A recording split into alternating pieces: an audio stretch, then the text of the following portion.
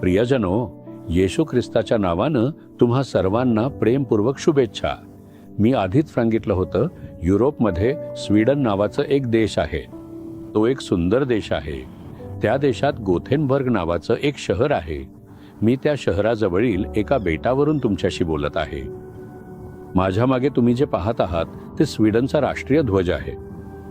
आपल्या देशाच्या या अत्यंत सन्माननीय अशा राष्ट्रीय ध्वजाला एक अत्यंत भव्य आणि आकर्षक असा अपेक्षित देखावा प्राप्त करून देण्यासाठी त्यांनी अतिशय विचारपूर्वक ध्वजाच्या अगदी अचूकपणे मध्यभागी एक सुंदर आडवा क्रॉस ठेवला आहे, जेणेकरून तो सर्वांना उठून दिसेल.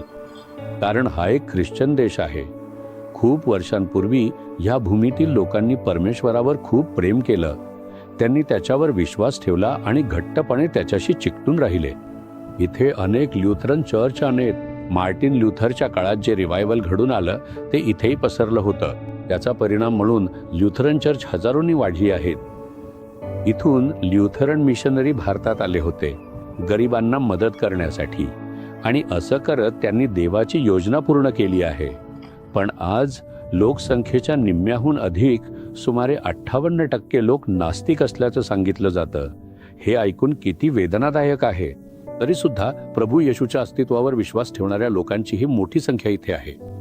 दुसऱ्या गटातील लोकांची अशी वृत्ती आहे की आपल्याकडे जीवनातील सर्व सुखसोयी असताना देवाची काय गरज आहे. ख्रिश्चन राष्ट्र असं म्हणवलं जाणारा देश इतक्या खालच्या स्थितीत गेला आहे हे पाहून खूप वेदना होते. पण अलीकडच्या काळात काही बदल घडत असल्याची शक्यता आहे. आशिया, आफ्रिकन आणि अरब देशांतील अनेक ख्रिश्चन लोक कामासाठी या देशात स्थलांतर करतात. ते चांगल्या प्रकारे प्रार्थना करत असल्यामुळे एक आध्यात्मिक बदल घडतो आहे. त्यामुळे एक जागृती फुलत आहे आणि पेंटेकोस्टल चर्चेसही वाढत आहेत. प्रार्थना करणाऱ्या लोकांची संख्याही वाढली आहे. प्रभूला धन्यवाद. तर आज प्रभूकडून तुमच्यासाठी कोणता संदेश आहे? हे प्रकटीकरण पुस्तकाच्या 2ऱ्या अध्यायाच्या 10व्या वचनात लिहिले आहे. मरेपर्यंत तू विश्वासू राहा, म्हणजे मी तुला जीवनाचा मुकुट देईन. प्रभू म्हणतो, माझ्या मुला आणि मुली, मृत्यूपर्यंत विश्वासू राहा. ही गुणवैशिष्ट्य फारच आवश्यक आहे, विश्वासू असणे. एक दिवस आपण प्रभूच्या उपस्थितीत उभे राहिलो तर फक्त जे सरळ आणि विश्वासू होते त्यांनाच प्रभूचे आशीर्वाद मिळतील.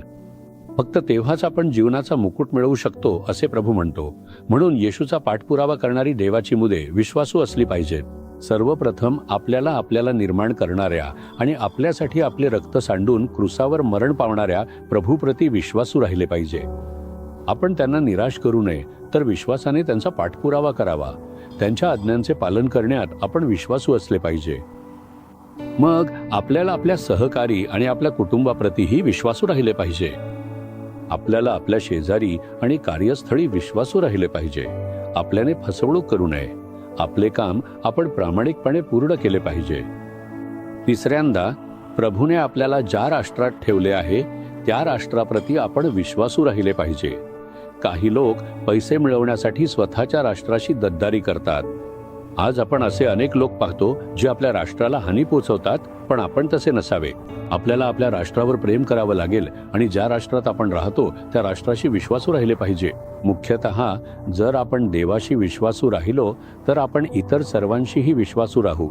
म्हणून ज्यांनी आपल्याला बोलावले त्या प्रभूप्रती विश्वासू राहण्यासाठी आपल्याला प्रयत्नशील राहिले पाहिजे.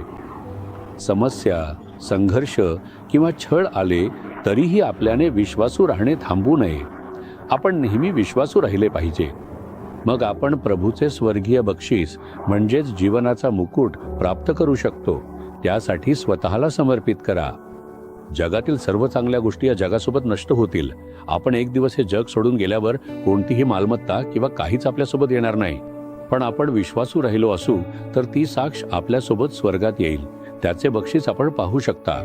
म्हणून असे म्हणा, प्रभू, मी मृत्यूपर्यंत विश्वासू राहण्यासाठी स्वतःला समर्पित करतो.